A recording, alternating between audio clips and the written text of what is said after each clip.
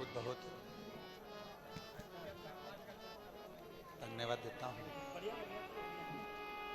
इस परम पवित्र व्यासपीठ के मध्य पधार कर जिन्होंने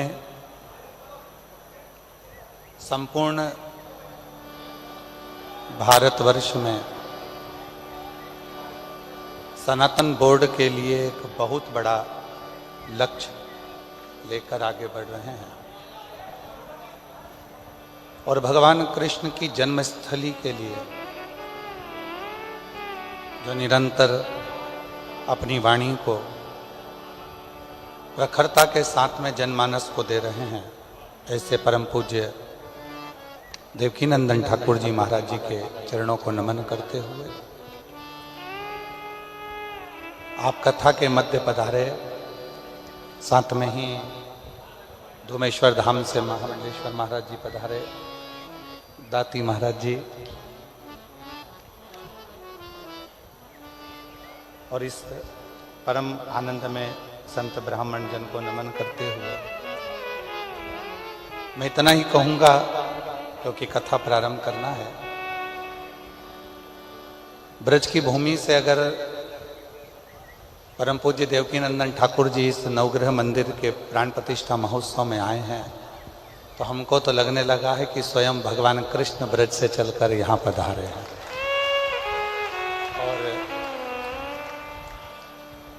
महाराज जी, आपके जो उद्देश्य हैं सनातन बोर्ड के लिए, उसका वर्णन तो मैं कथा के मध्य में करूंगा कि उसकी महत्वता कितनी है। और जो एक सनातन क्रिकेट लीग जो प्रारंभ करी है, जो इंदौर में होने जा रही है मार्च में, उसकी भी दिव्यता और भव्यता, मुझे उम्मीद है कि मध्य प्रदेश पूरा उसमें सनातन अग्रण्य होगा और वो सफलता की ओर बढ़ेगा। मैं पुनः पुनः आपका बहुत बहुत धन्यवाद करता हूं जो इस पवित्र आयोजन में आप पधारे और शिव पुराण को प्रारंभ करते हैं। नमः शिवाय।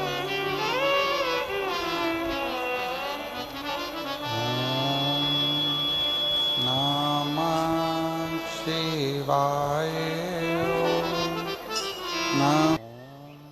नमः शिवाय। नमः शिवाय। विश्वनाथ भगवान की जय, महाकालेश्वर भगवान की जय, ओंकारेश्वर भगवान की जय, नवग्रह भगवान की जय, कुबेरेश्वर महादेव की जय, पीताम्बरा माता की जय। हर हर महादेव, हर हर महादेव, हर हर महादेव। काशी विश्वनाथ, ओगड़दानी, तरकालदर्शी, कैलाशी, अविनाशी भगवान शिव, जिनकी पुनित पावन पवित्र शिव महापुराण की कथा भगवान देवाधिदेव महादेव की कृपा से, करुणा से, उनकी उदारता से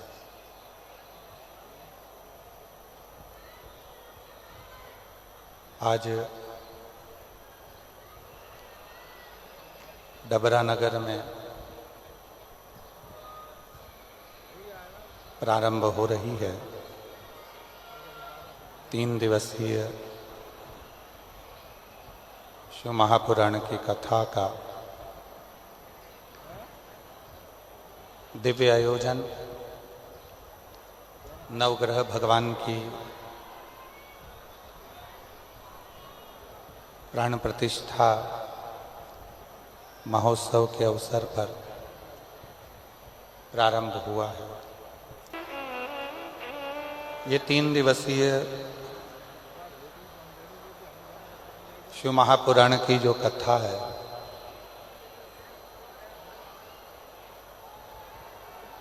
वो भी ऐसे समय पर प्रारंभ हुई है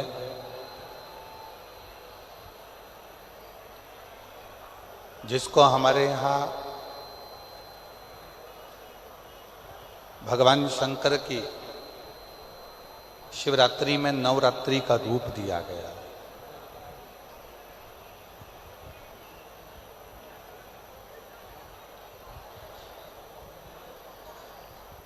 शिवरात्रि के पहले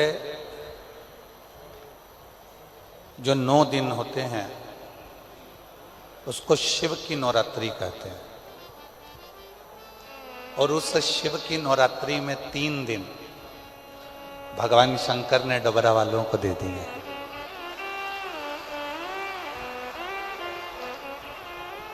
आवाज के लिए थोड़ा सा करो, आवाज नहीं आ रही।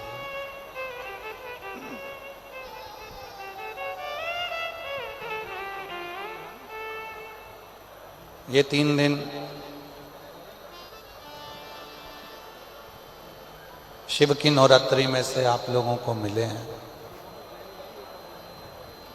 और इन 3 दिनों में आप भगवान देवाधिदेव महादेव की अविरल भक्ति को प्राप्त करने के लिए इस नवग्रह मंदिर प्राण प्रतिष्ठा महोत्सव में आए।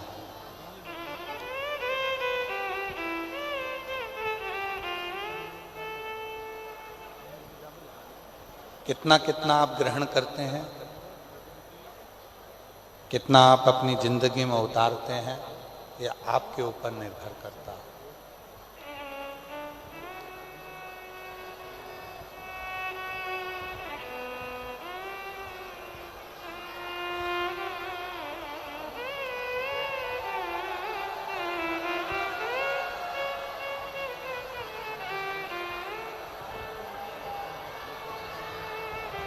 भगवान शिव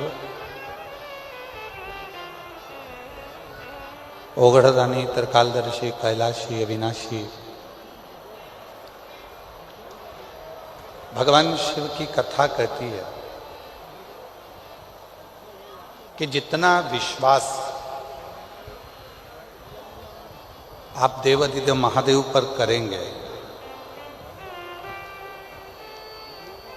जितना भरोसा आप भगवान शिव पर करेंगे, उतना शिव आपकी तकलीफों को मिटाने के लिए, दुख को मिटाने के लिए आपके दरवाजे पर खड़े मिलेंगे। उतना शिव को बेलपत्र, शिव को जल, शिव को पुष्प, शिव को धतूरा, शंकर भगवान को ये सब कुछ देने से पहले भगवान शंकर को देना होता है आपका विश्वास, आपका भरोसा।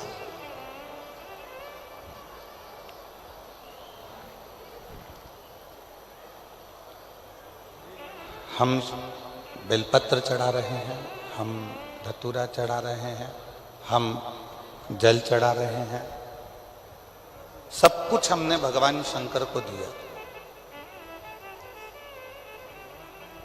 पर उस जल चढ़ाने में, उस बेलपत्र चढ़ाने में, उस धतूरा चढ़ाने में यदि हमारा विश्वास ही नहीं है तो शिव ना तुम्हारा बेलपत्र स्वीकार करता है, ना तुम्हारा जल स्वीकार करता है, शिव ना तुम्हारा धतूरा स्वीकार करता है। रामचरितमानस में तुलसी बाबा जी ने शंकर विश्वास रूपिणो, शिव को विश्वास कहा है।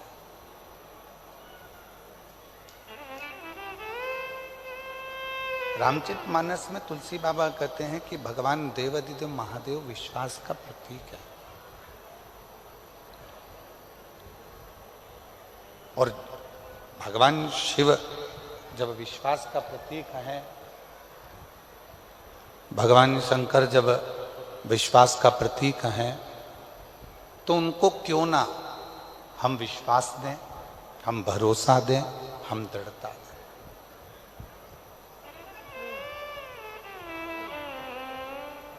सब कुछ शिव जी को दे देते हैं,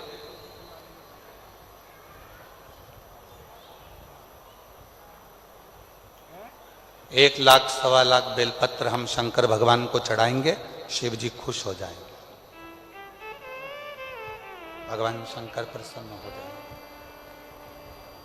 हम 100 लीटर दूध चढ़ाएंगे, भगवान शंकर प्रसन्न हो जाएंगे।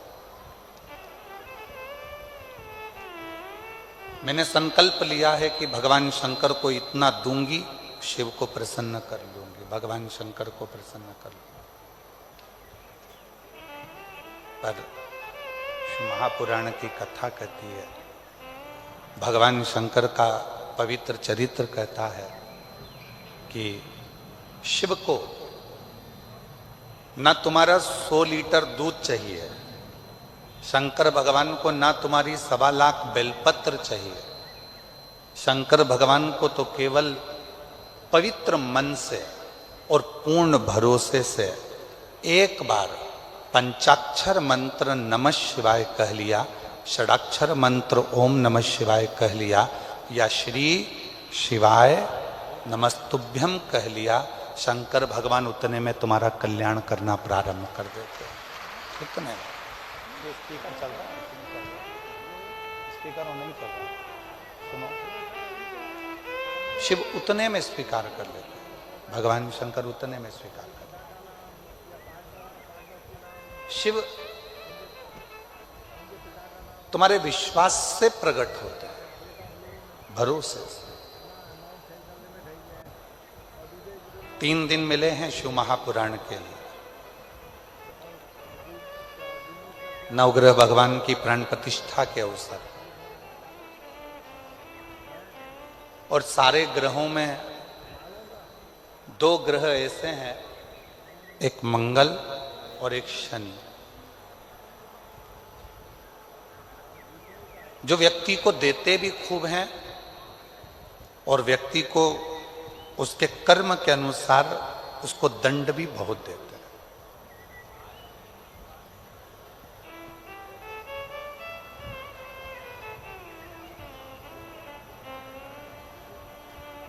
जो नवग्रह भगवान का मंदिर यहाँ डबरा मध्य प्रदेश में बन रहा है, तैयार हो गया है, उसकी प्राण प्रतिष्ठा हो रही है। इस डबरा नगर वालों को बाद में मालूम पड़ेगा कि नवग्रह भगवान जब किसी जगह पर बैठते हैं अपने परिवार के समेत, तो उस नगर को इतना वैभव से भर देते हैं, उस क्षेत्र को इतना धन देना प्रारंभ करते हैं कि उस क्षेत्र की पूरी जितनी भी दरिद्रता है वो समाप्त होती चली जाती है, उसका कष्ट दूर होते चले। और एक भी ग्रह, यहां विद्वान संत आएंगे, साधु आएंगे, गुरु आएंगे, तपस्वी आएंगे, और भी विद्वान संत यहां पर विराजमान है। किसी भी विद्वान संत से जाकर पूछिएगा, साधु से जाकर पूछिएगा, गुरुजन से जाकर पूछिएगा कि जितने ग्रह हैं, ये 9 ग्रह किसकी ऊर्जा से, किसके तेज से और किसकी प्रबलता से चमकते हैं और दुनिया को चमकाते हैं, तो सारे संत कहेंगे कि शंकर भगवान की कृपा से ये सारे ग्रह चमकते हैं और सारे ग्रह चमकाते हैं। ये सारे ग्रह चमक भी रहे हैं और चमका भी रहे हैं सारे।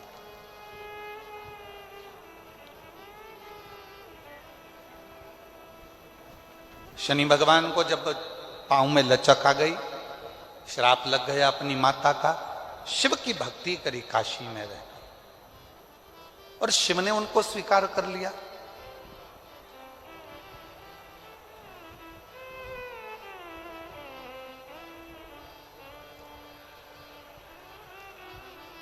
नवग्रह देवताओं में से एक ग्रह ऐसा है मंगल, जो भगवान शंकर के द्वारा प्रकट किया गया।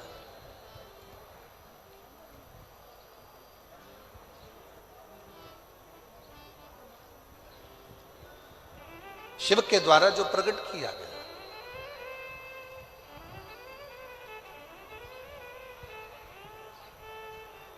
स्कंद पुराण का अवंती का खंड स्कंद पुराण का अवंतिका खंड, गीता प्रेस गोरखपुर की अगर स्कंद पुराण आप पढ़ते हो, उसका अवंतिका खंड निकालेंगे तो पृष्ठ संख्या 721। स्कंद पुराण के अवंतिका खंड के गीता प्रेस गोरखपुर की अगर आप स्कंद पुराण पढ़ रहे हैं तो उसकी पृष्ठ संख्या 721 में वर्णन मिलता है अवंतिका खंड में कि एक कनक दानव हुआ।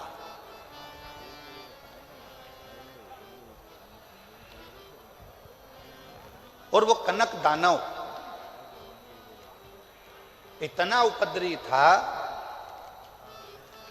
पृथ्वी को जहां जहां पर खड्डे नहीं थे वहां खड्डे कर देता था, वृक्षों को तोड़ देता था, जल को दूषित कर देता था, अग्नि को दूषित कर देता था, वायु को दूषित कर देता था। इतना कष्ट देता था वो कनक दानव कि सारे देवता परेशान हो गए।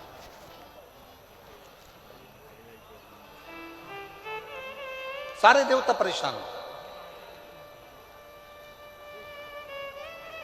और शिव महापुराण की कथा कहती है जब जब व्यक्ति की जिंदगी में दुख आता है, तकलीफ आती है, कष्ट आता है, बहुत ज्यादा उसके जीवन में जब संघर्ष चालू होता है, और यदि वो एक बार भी देवादिदेव महादेव के मंदिर में जाना प्रारंभ कर देता है तो उसके कष्ट मिटना अपने आप प्रारंभ हो जाते हैं, उसके दुख मिटना प्रारंभ।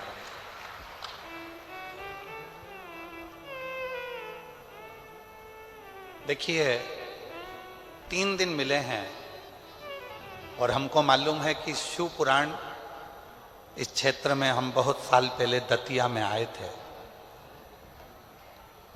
और उसके पत्र हमारे पास में हैं। जिन जिन ने दतिया में कथा सुनी थी, किसी के यहाँ 15 साल में संतान हुई, किसी के यहाँ 18 साल बाद नौकरी लगी, पत्र हैं हमारे पास में, पढ़ेंगे, ऐसा नहीं कि नहीं पढ़ेंगे, जिनने दतिया में कथा सुनी। और आज फिर डबरा के इस पवित्र प्रांगण में बैठकर कथा को 3 दिन की भले करने के लिए आए हैं, पर विश्वास के साथ कहते हैं जिसने भी इस 3 दिन की कथा को दिल से सुन लिया उसका अगला पत्र व्यासपीठ पर जरूर आएगा और वो पत्र हम व्यासपीठ पर मिलेगा। बस विश्वास के साथ सुनिए, भरोसे के साथ सुनिए, दृढ़ता के साथ सुनिए। एक दृढ़ता, एक भरोसा, एक विश्वास जब आपके भीतर होगा और आप उस कथा को सुनेंगे तो आपके जीवन में सुख का अनुभव अपने आप होगा। एक दृढ़ता के साथ सुनिए।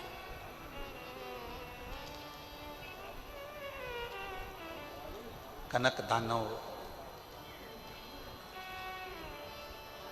अवंतिका खंड स्कंद पुराण वर्णन कर रहा है।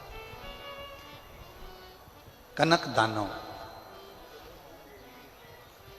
पृथ्वी को खोद देता है।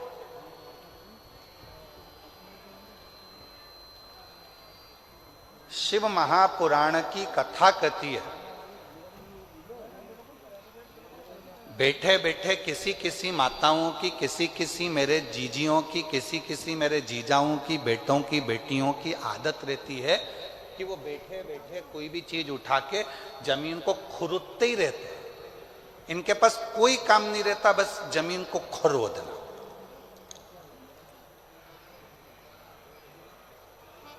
फ्री बैठे रहेंगे तो अपने नखून के पास में जो खाल निकलती रहेगी उसी को खरोदते रहेंगे। किसी किसी की आदत रहती है पैर में अगर कोई खाल निकल रही है तो उसी को निचोड़ते रहेंगे, निकालते रहेंगे, खोदते रहेंगे।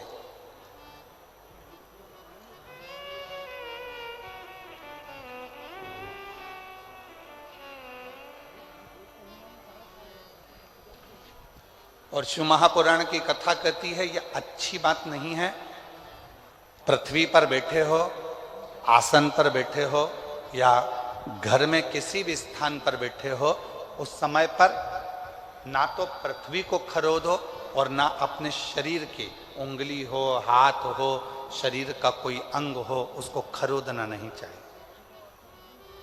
इससे 2 चीजें आती हैं, एक कर्जा भी बढ़ता है, दूसरी दरिद्रता बढ़ती है।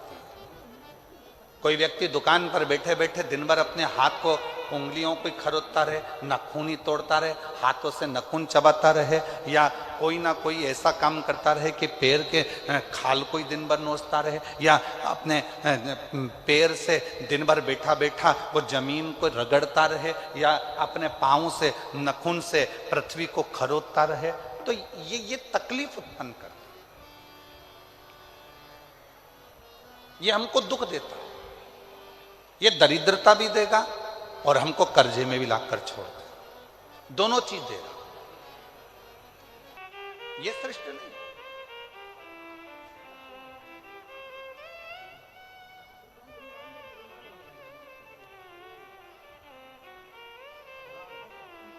कई लोगों को तो आज तक दीपदान करना भी नहीं आता। हमारा निवेदन है, विष्णु पुराण को एक बार पढ़िएगा, पद्म पुराण को एक बार पढ़िएगा, और हिंदी में गीता प्रेस गोरखपुर की विष्णु पुराण लेकर आओ, पद्म पुराण लेकर आओ, कूर्म पुराण लेकर आओ, नारद पुराण लेकर आओ, जितनी पुराणे हैं उसका धीरे धीरे अध्ययन करो तो आपको दीपदान करने का फल मालूम पड़ेगा।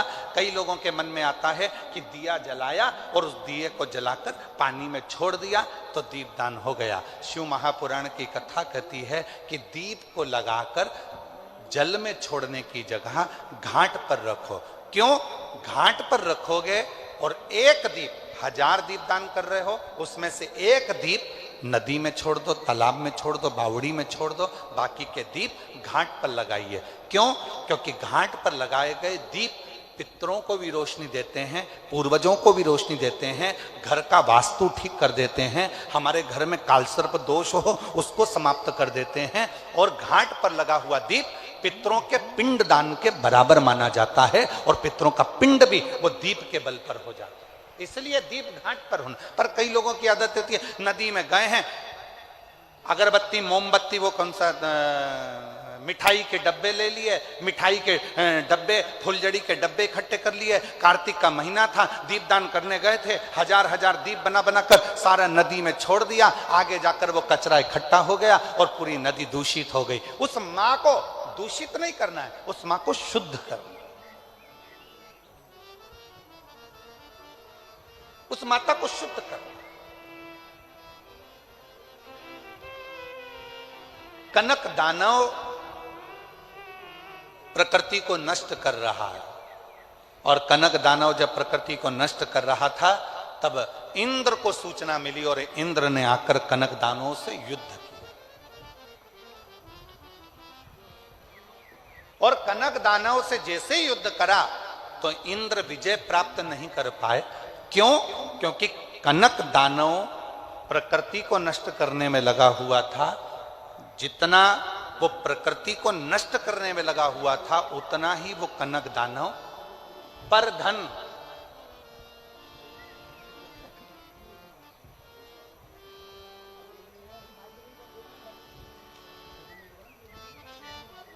पर स्त्री,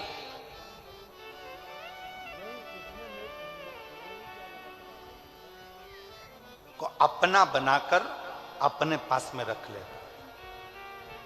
पर धन को भी अपने पास रख रहा है, पर स्त्री को भी अपने पास रख रहा,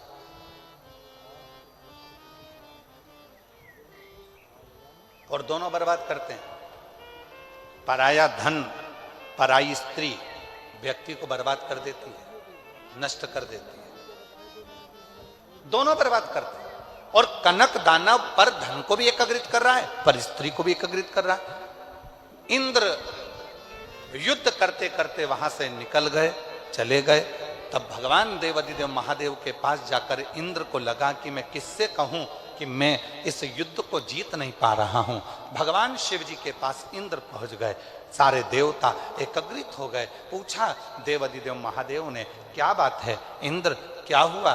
तुम तो युद्ध लड़ रहे थे कनक दानवों से और तुम यहां आकर खड़े हो गए, हुआ क्या? बहुत अंतर है महाराज। पहले के समय में आशीर्वाद देते थे, लोग खुश होते थे तो आशीर्वाद में कहते थे फूलो फलो। क्या बोलते थे? जम के तो बोलो जरा, फूलो फलो। और आज के जमाने में लोग आशीर्वाद देते हैं या प्रसन्न होते हैं तो कहते हैं हमको फॉलो करो। पहले महाराज जी कहते फूलो फलो, आज के जमाने में कहते हमको फॉलो करो।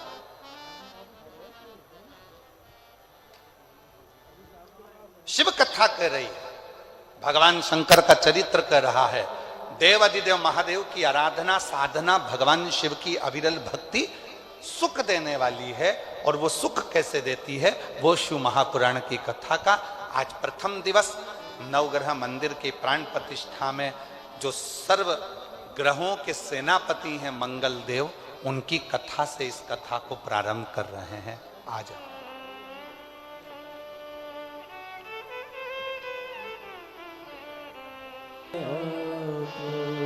मेरी जितनी जीजियां बैठी हैं, जीजा बैठे हैं, बेटियां बैठी हैं, बेटा बैठे हैं, आपसे निवेदन है आपको जो जो लाइन भजन की याद है वो हमारे साथ में गुनगुनाया करो, जिससे लगना चाहिए कि आप अपने पिता से देवाधिदेव महादेव से बात करने के लिए आए हो, केवल बैठने के लिए नहीं।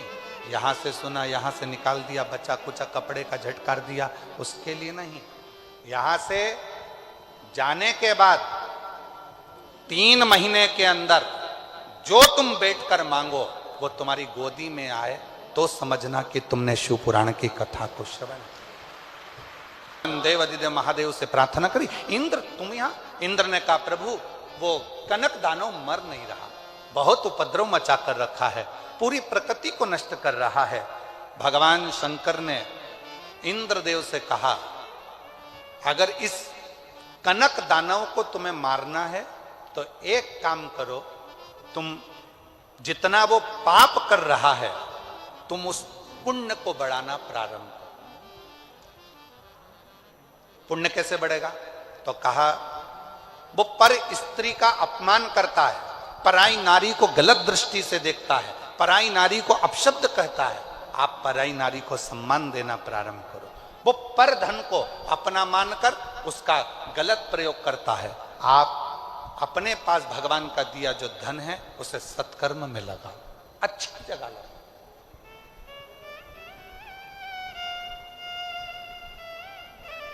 श्रेष्ठ जगह लगाओ। आज जो इतना बड़ा नवग्रह मंदिर का निर्माण माननीय मध्य प्रदेश शासन के पूर्व गृह मंत्री डॉक्टर श्री नरोत्तम मिश्रा जी और पूरे ट्रस्ट ने, समिति ने जो करवाया, इसका लाभ कोई व्यक्ति अगर सोचे कि केवल मिश्रा जी को प्राप्त होगा या डॉक्टर साहब को प्राप्त होगा तो आपकी सोच गलत है। जब यह मंदिर अपने डबरा क्षेत्र में इतना विकसित हो जाएगा, जनमानस में जब इस मंदिर की चर्चा होगी तो पूरा विश्व का व्यक्ति इस मंदिर के दर्शन करने के लिए यहाँ आएगा और डबरा का इतिहास रचा जाएगा। डबरा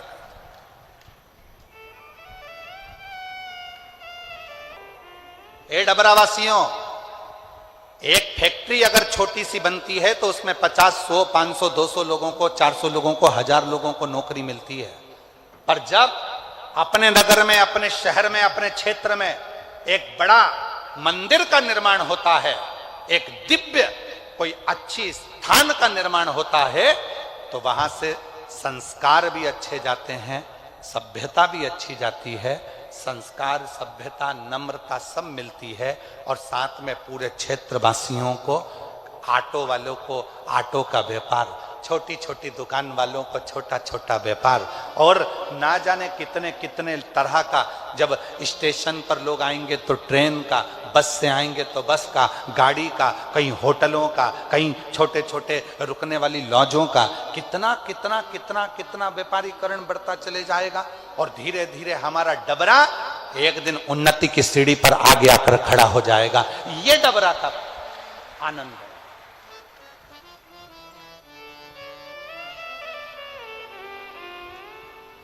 कहना सरल है। हमने माननीय डॉक्टर नरोत्तम मिश्रा जी पूर्व गृह मंत्री जी से बैठकर एकांत में बात करी और हमने कहा आपने इतना बड़ा मंदिर बनवाया, नवग्रह देवता का पूरा परिवार यहां पर विराजमान करा, पूरे विश्व में ऐसा मंदिर नहीं है कि नवग्रह देवता अपने पत्नी के साथ अपने बच्चों के साथ विराजमान है। इतना बड़ा मंदिर तो आपको कहीं ब्रज की भूमि पर बनाना था, कहीं अयोध्या में जाकर बनाना था, कहीं उज्जैनी में जाकर बनाना था, किसी तीर्थ में काशी में जाकर बनाना था। अगर मंदिर बनाना ही था जिसमें करोड़ों करोड़ों रुपए लगे और इस मंदिर का निर्माण तो कभी किसी तीर्थ में जाकर बनाना था, फिर आपने डबरा में क्यों बनाया? मैं ऐसे पूर्व गृह मंत्री डॉक्टर नरोत्तम मिश्रा जी को धन्यवाद दूंगा। उनका एक शब्द था, मेरे छोटे से गांव में कोई भी उन्नति की बात नहीं होती है, इसलिए इस मंदिर का निर्माण डबरा क्षेत्र में करा। मैं माननीय डॉक्टर नरोत्तम मिश्रा जी को इस चीज के लिए धन्यवाद दूंगा। उन्होंने कहा हमारे क्षेत्र में कोई बड़े बड़े, इस डबरा क्षेत्र को लोग जानते नहीं, कहेंगे दतिया को जानेंगे तो मां पीताम्बरा के नाम से जानेंगे, अयोध्या जाएंगे तो राम जी के नाम से जानेंगे। मेरा डबरा क्षेत्र आने वाले समय में किस नाम से जाना जाए? तो मेरा डबरा क्षेत्र पूरे विश्व में जब विदेशी भी इस डबरा को ढूंढते ढूंढते आए और कहें कि नवग्रह देवता का अगर अपने विथ फैमिली कोई मंदिर है तो डबरा में है, तो लगे कि डबरा क्षेत्र का एक आनंद प्राप्त। इसको कहते, नहीं तो हम तो कहे थे ये मंदिर का निर्माण कहीं और कर देना था आपको। इतने बड़े बड़े तीर्थ हैं, वहां लोग आते रहते हैं, ढेर पब्लिक आती है, बहुत सारे लोग आते हैं, तो इस मंदिर में जाएंगे आनंद लेंगे। नहीं गुरुजी, जब डबरा क्षेत्र में यह मंदिर बनेगा तो डबरे का एक छोटा से छोटा बच्चा, डबरा का एक छोटे से छोटा बच्चा भी संस्कारों से पोषित होगा, आनंदित होगा। ये देखा जाए।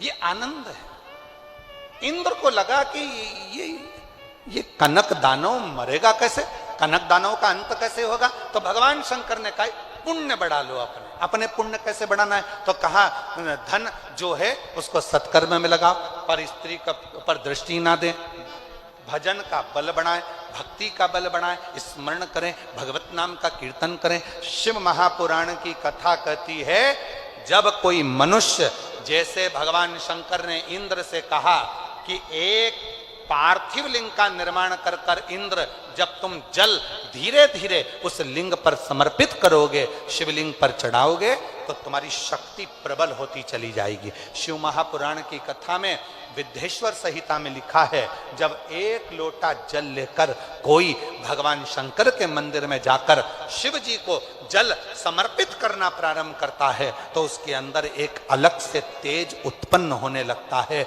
और उसकी वाणी भी धीरे धीरे सिद्ध होने लगती है, वो बल उसके अंतर्गत अपने आप आने लगता है। इसलिए सारी समस्या का हल,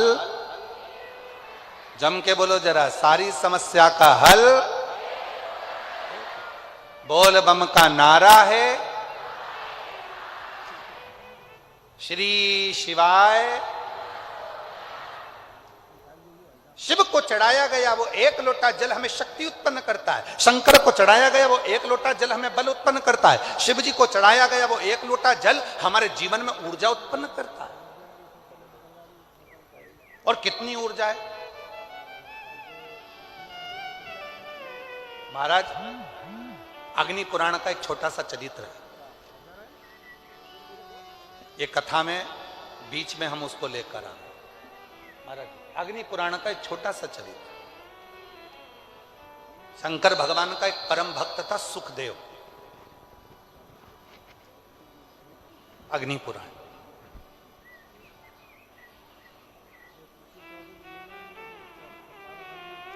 गीता प्रेस गोरखपुर की अग्नि पुराण 292 नंबर पृष्ठ का ये संवाद है महाराज।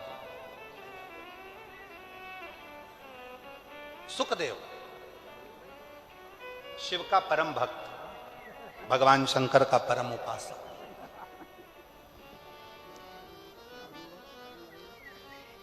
5 ताऊ जी थे उसके।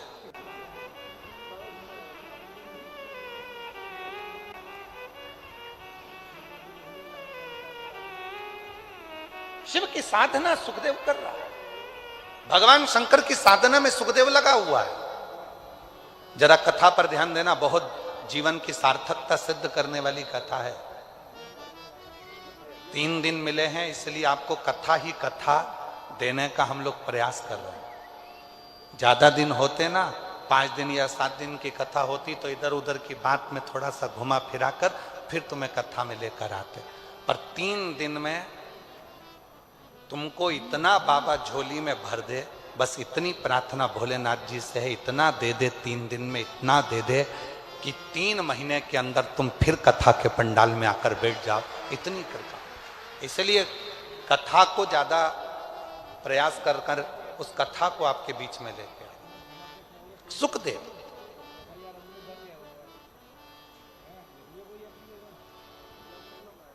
ताऊ, काका, काकी, ताई, ताऊ के बच्चे, काका के बच्चे सब थे। सुखदेव की मां पिता के मरने के बाद मन विचलित हो, मन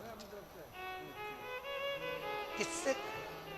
सुखदेव, उसका नियम था शिव जी के मंदिर में जाकर 1 लोटा जल चढ़ाना, मंदिर की झाड़ू लगाना, पोछा लगाना।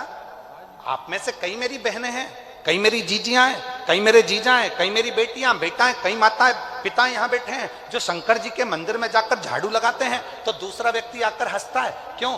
पंडित जी है तो सही, झाड़ू लगा लेंगे, सेवादार लगा तो है, झाड़ू लगा लेगा, पोछा लगा लेगा। तुम क्यों मंदिर में सफाई करते हो? तुम क्यों मंदिर में झाड़ू लगाते हो? तुम क्यों मंदिर में जाकर पोछा झाड़ू करते हो?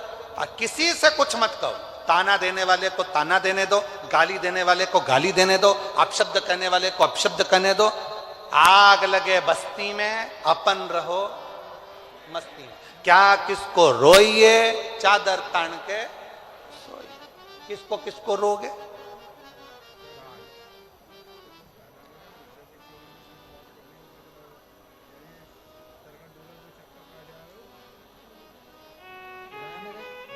आप तो शिव भक्ति करो एक छोटे से बच्चे की तरह। बच्चों को देखा है आप लोगों ने? घर से मम्मी पापा बच्चों को जब लेकर जाते हैं तो पूरी तरह से सिखा कर लेकर जाते हैं। देख मां चल रहा है, कोई भी सामान टेबल पे रखा होगा, उठा के ऐसे मत खाना हो, जब कोई बोले तो खाना हो, और किसी से अपशब्द मत कहना।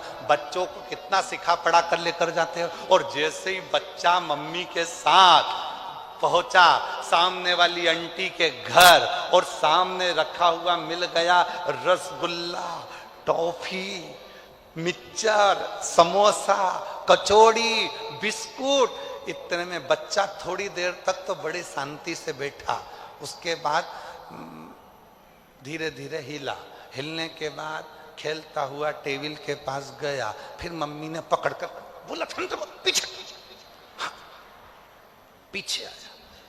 फिर आंटी जैसे ही अंदर, ये बाहर तुरंत। फिर मम्मी ने खींचा, चुप बेटे, तेरे को बोला था ना, चुप चुप। उससे सहन नहीं हो रहा, उससे रहा नहीं जा रहा। और आखिरी में मम्मी जैसे ही आंटी से बात में चालू हुई, इसने रसगुल्ला उठा के मुंह में धर, बिस्कुट खाना चालू। और मम्मी इधर से सिर पे पल्लू लेकर,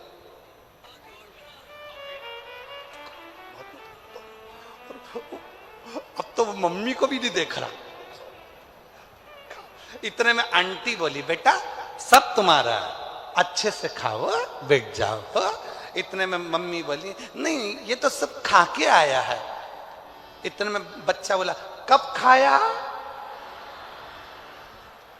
कब? मम्मी बोली, अच्छा ठीक है, दांत सड़ जाएंगे, एक ही रसगुल्ला लेना, ठीक है, बिस्कुट ज्यादा नहीं खाना, ठीक है, टॉफी मत खाना, ठीक है। और सब खा खुआ लिया। बस आंटी कुछ भी बोले, मम्मी कुछ भी बोले, जैसे एक छोटा सा बच्चा होता है ऐसे ही शंकर भगवान का भोला सा भक्त होता है। दुनिया कुछ भी कहे, ताने दे, गाली दे, अपशब्द कहे, बोलती रहे, सारी समस्या का हल एक लोटा जल। अपने को क्या करना? पड़ोसी कहे, बताओ, अपने आप को सती सावित्री समझती है, मंदिर रोज रोज लोटा लेके मंदिर चली जाती है। जो जितना ताना दे उसके सामने उतनी खजूर वाली चोटी बना के जा ले। क्या कर ले? जाऊंगा और जाऊंगा, जा पहुंच जाओ शिवालय।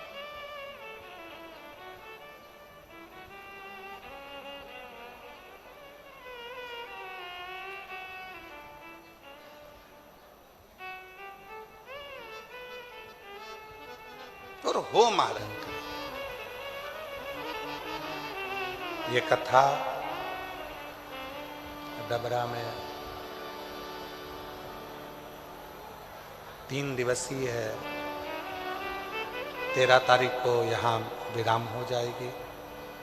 फिर 14 से 20 फरवरी तक रुद्राक्ष महोत्सव सीहोर में प्रारंभ हो जाएगा, जो कथा 1 बजे से 4 बजे तक टीवी पर और सोशल मीडिया पर आप और हम श्रवण करेंगे, सुनेंगे। जो 3 दिन आपको और हमको मिले हैं, उसको दिल से बाबा को प्रार्थना करें, विनय करें, निवेदन करें, विनती करें। साथ में जिसको आता है वो साथ में बोलेंगे, बाबा सबके मन का भाव कहेंगे, प्रार्थना करेंगे, विनय करेंगे, निवेदन करेंगे। साथ में विनय करिएगा, साथ में बोलिएगा, विनती करिएगा। आपकी आवाज़ व्यासपीठ तक पहुँचे, व्यासपीठ की और आपकी आवाज़ भगवान देवाधिदेव महादेव तक पहुँचे, ऐसे दिल से प्रार्थना करिए, विनय करिए, निवेदन करिएगा। साथ में बोलिएगा, साथ में प्रार्थना करिएगा।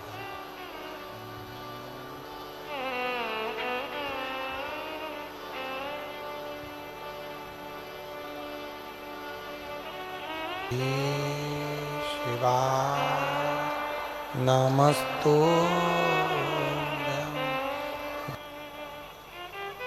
बाबा देवाधिदेव महादेव भगवान शिव ओगड़दानी त्रिकालदर्शी कैलाशी विनाशी भगवान शंकर की पवित्र कथा कर रही है। शिव महापुराण की कथा वर्णन कर रही है, शिव तत्व कह रहा है, शंकर भगवान की कथा कर रही है। अग्नि पुराण का ये सुंदर संवाद कर रहा है सुखदेव का।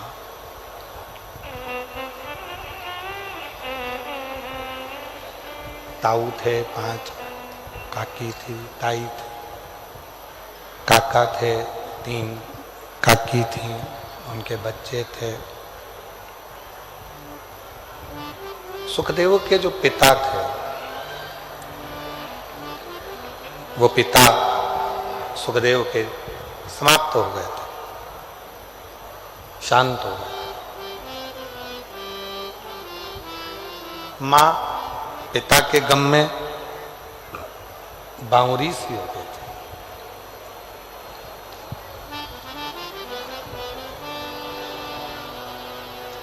सुखदेव का नियम था कि शिवजी के मंदिर में जाकर झाड़ू लगाना, पोछा लगाना। दुनिया के लोग हंसते, दुनिया के लोग बाद में हंसते हैं। सबसे पहले अगर कोई हंसी उड़ाने वाले होते हैं तो अपने ही होते हैं। ताने देने वाले यदि होंगे तो पहले अपने होंगे।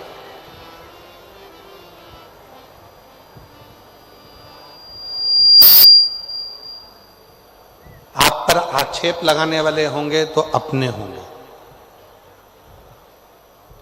जिनको आप हाथ पकड़कर चलना सिखाते हो, आगे बढ़ना सिखाते हो, एक दिन वही तुम्हारे मार्ग में पत्थर डालकर तुमको धोखा देना जानते। ये दुनिया की रीति है।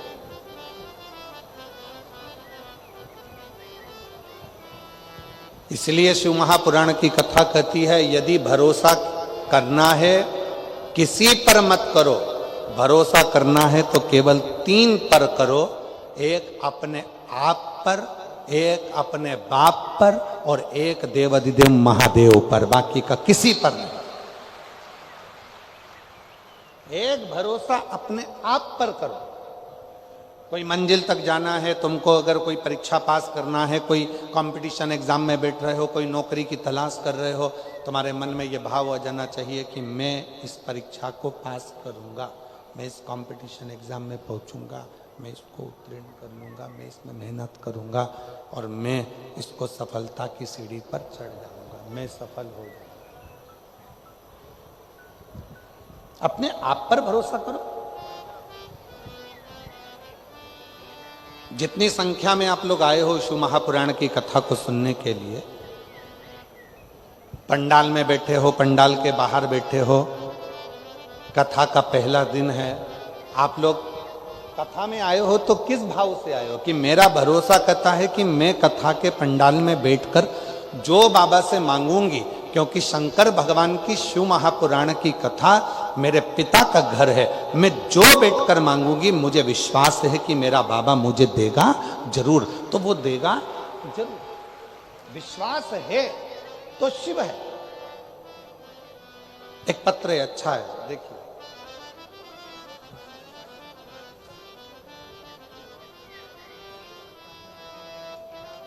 ऊषा सिंधे बहोड़ापुर ग्वालियर से आई हैं। कहीं बैठी हो तो हाथ हिला सकती हैं। अगर कहीं बैठी हो, आप ही हैं? हाँ जी, आ जाइए, एक बेलपत्र लेकर जाइएगा, आ जाइए। ऊषा सिंधे बहोड़ापुर ग्वालियर से आई हैं। मेरी छोटी नातिन को कैंसर हो गया था और बहुत पीड़ित थी। तब भगवान शंकर पर भरोसा कर कर आप कहते हो कि डॉक्टर को शिव मानो। मैंने डॉक्टर को शंकर के रूप में जाना, इलाज करवाया। इलाज के साथ में डॉक्टर ने जब जवाब दे दिया, तब मैंने शिव जी का बेलपत्र और जल देना प्रारंभ करा। और आज बाबा की कृपा से मेरी नातिन का पूरा कैंसर समाप्त हो गया। मैं बाबा को यहाँ प्रणाम करने के लिए आई। गुरुदेव, मेरी बड़ी बेटी को 15 साल से कोई संतान नहीं थी, 15 साल से कोई संतान नहीं थी। और आपके बताए गए शिवलिंग का उपाय और बाबा की कृपा से सफेद आंकड़े की जड़ का 2 बार प्रयोग किया और बाबा से पशुपतिनाथ व्रत भी 2 बार किया। और बाबा की कृपा से आज मेरी बेटी के घर में 15 साल के बाद में बाबा की कृपा से 2 पुत्र प्राप्त हुए हैं। मैं बाबा को यहाँ प्रणाम करने के लिए आई हूँ। कहीं बैठी हैं, आ जाइए। एक पत्र और बड़ा सुंदर है।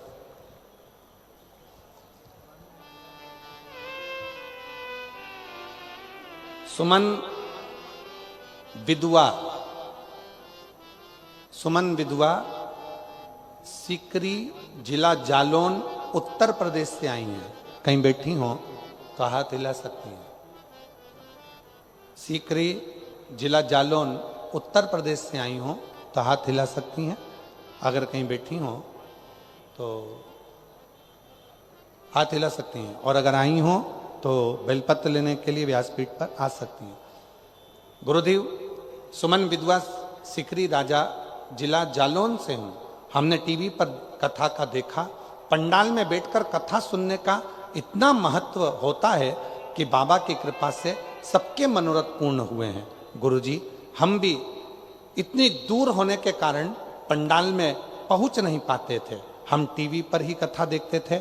जब आप श्री शिवाय नमस्तुभ्यम बोलते थे तब हम बोलते थे और मन में बाबा से, जैसे आप कहते हो कि पंडाल में बैठकर विनती करो 3 महीने में बाबा देता है, वैसे हम भी अपने घर में बैठकर विनती करते थे। बाबा, हमने सुना आपके मुख से कि पंडाल में बैठकर जो मांगा जाता है बाबा देता जरूर है। मेरा मन में भाव था, बेटे के लिए मुझे नौकरी चाहिए थी।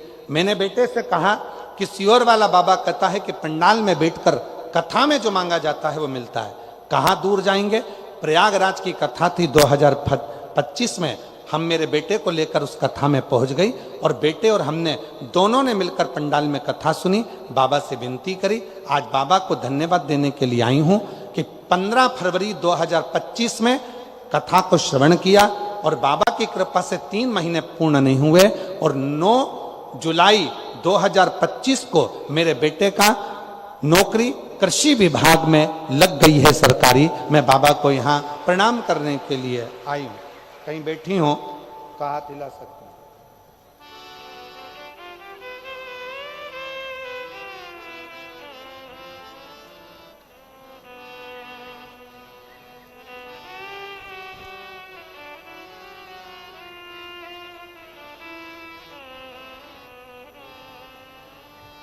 अर्चना राठौर ग्वालियर से हैं। अर्चना राठौर ग्वालियर से कहीं बैठी हो तो हाथ हिला सकती हैं। अर्चना राठौर ग्वालियर से आप ही हैं, बच्चे आया हो साथ में तो लेकर आ सकती हैं। शादी को 15 वर्ष हो चुके थे, संतान का सुख नहीं था। बाबा हमने सारे इलाज करवाए, IVF करवाया और 6 लाख रुपए हम खर्च भी कर चुके, फिर भी जब संतान का सुख नहीं हुआ तो परिवार के लोगों के कहने पर एक बेटी को गोद ले लिया। गोदी बेटी ले ली, 2 साल हो गए उसको भी। फिर मन में भाव आया, किसी बहन ने कहा कि वो सीहोर वाला बाबा कथा कहता है, अगर बैठ कर मांगा जाए तो बाबा देता जरूर है। मैंने मन में सोचा कि ऐसे तो ढेर सारे बाबा टीवी पर आते हैं, लोग कहते हैं कि कुछ भी नहीं होता, और सत्यता है। 15 साल मैंने इतनी गोद भरवाई, 15 साल इलाज करवाया तो किसी ने नहीं दिया, तो ये सीहोर वाला बाबा क्या दे देगा। फिर भी मैंने केवल परीक्षा लेने के लिए टीवी के सामने बैठकर व्रत किया पशुपति का और कथा को श्रवण करा। आप कहते हो मिट्टी को पेट से लगाना, मैंने वही आसन की मिट्टी को अपने पेट से लगाया। समय बीता और बाबा की कृपा से जो कभी नहीं हुआ वो 15 साल के बाद मेरा गर्भ ठहर गया और 15 साल के बाद मेरे घर में संतान ने जन्म लिया। मैं बाबा को यहाँ प्रणाम करने के लिए आई हूँ। कहीं बैठी हो, बच्चा आया हो साथ में तो लेकर आ सकते हैं। शिव शिव है, शंकर ओघड़ी। श्रीमती आरती श्री राम निवास में ग्राम पढ़ के बताओ जरा कौन सा गांव लिखा है। ग्राम कोसा पोस्ट छीमक तहसील डबरा, जिला ग्वालियर की रहने वाली हूँ। डबरा तहसील की है। कहीं बैठी हैं, हाथ हिलाइए। आप ही हैं, आ जाइए, बेलपत्र लेकर जाइए, आइए। मैं डबरा तहसील की हूँ और गांव का नाम है कौसा पोस्ट।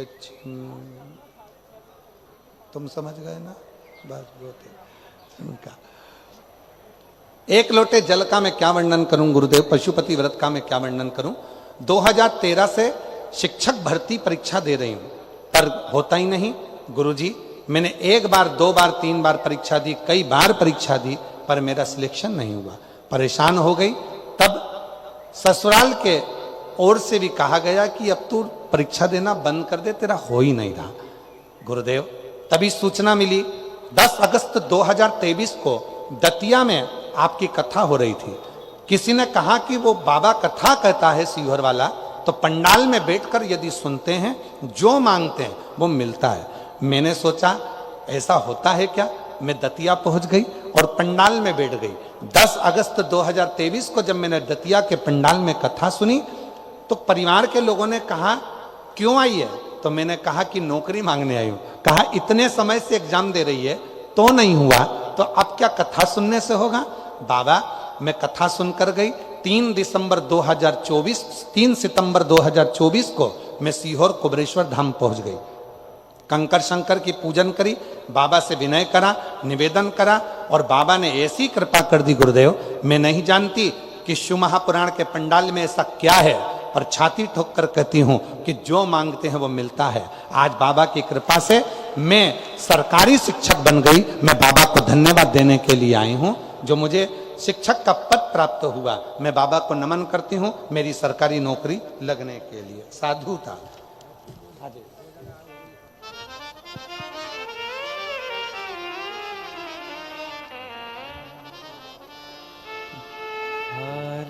न जाता कोई दर से तुम्हारे, खाली न जाता कोई दर से तुम्हारे।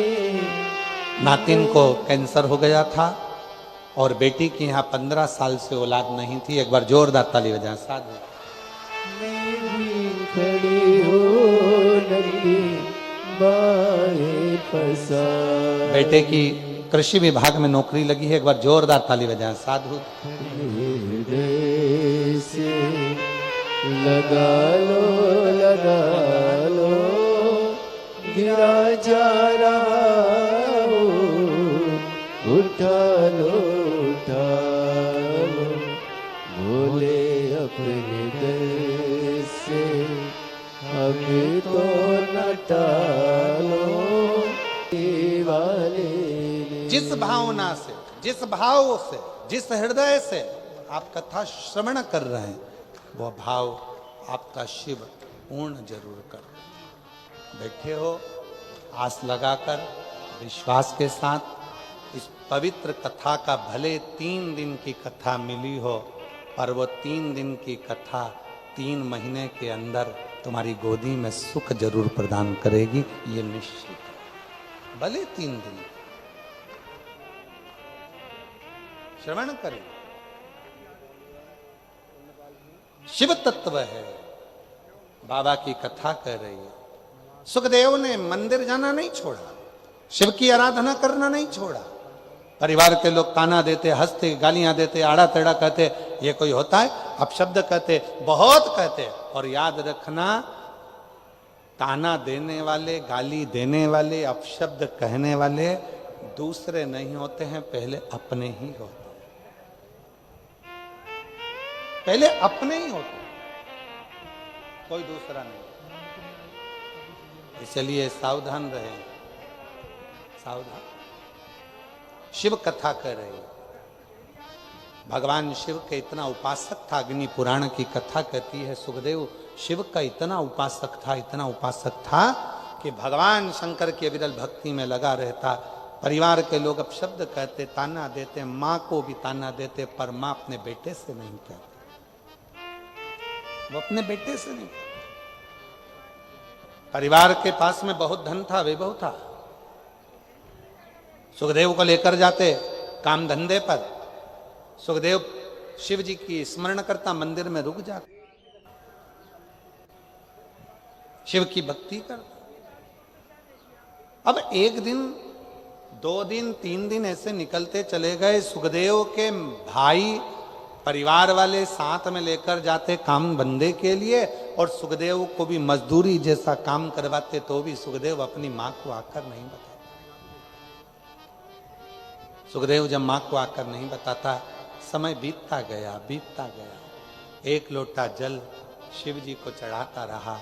एक दिन बाबा भोलेनाथ ने ऐसी कृपा कर दी, सुखदेव के स्वप्न में आकर कह दिया, सुखदेव कल सुबह जल चढ़ाकर जब आए तो यहां घर को छोड़कर चले जा, ये घर छोड़ दे।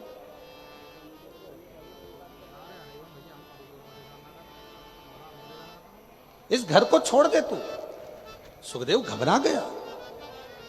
सुखदेव का नियम था शिव जी को जल चढ़ाकर उस जल को लेकर आकर अपने घर के लोगों को देना, पर घर का, परिवार का कोई सदस्य उस जल को नहीं पीता था। सुखदेव वो जल ले जाकर मां को दे देता था, मां उस पात्र को लेकर रख देती थी। जल लेने के बाद जो जल बचता था, सुखदेव की मां आखिरी में उस जल को पी लेती थी, पात्र रखा रहता। समय बीतता गया। सुखदेव ने पूरे परिवार से कहा कि भोले बाबा ने रात्रि को स्वप्न में आकर कहा है कि ये मकान ध्वस्त हो जाएगा, ये घर टूट जाएगा, तुम सब छोड़कर चले जाओ। सारे परिवार वाले हंसने लगे, अरे तू तो बावरा है, तू तो पागल है, तू तो मूर्ख है, शंकर जी की भक्ति में लगा रहता है, काम धंधा कुछ सोचता नहीं है, दिन भर बस यही तेरे मन में होता है। परिवार के लोगों ने माना नहीं, पर मां ने स्वीकार कर लिया। मां ने कहा, बेटा क्या हो गया? मां, शिवजी ने कहा है कि घर छोड़ दे। परिवार के लोगों को कह दिया, पर कोई छोड़ने को तैयार नहीं। मां ने कहा, चल अपन दोनों चलते हैं। सुबह के समय पर सुखदेव ने माता को साथ लिया और तुरंत घर छोड़कर बाहर निकला ही था। निकलने के थोड़ी दूर बाद सुखदेव पुनः एक मंदिर को देखता है, और मंदिर को देखकर याद आया कि मेरा पानी का लोटा तो घर रह गया। अग्नि पुराण का ये संवाद बड़ा सुंदर संवाद है महाराज जी, अग्नि पुराण का। इसमें एक भक्त के पात्र के, जल के पात्र की भी महत्वता बताई। जल के पात्र चले गया, दौड़ कर गया, जो पानी का लोटा रखा था, पात्र रखा था, उसको लेकर आया। जैसे ही पानी का लोटा लेकर पहुंचा, थोड़ी देर बाद घर पूरा के पूरा ध्वस्त हो गया।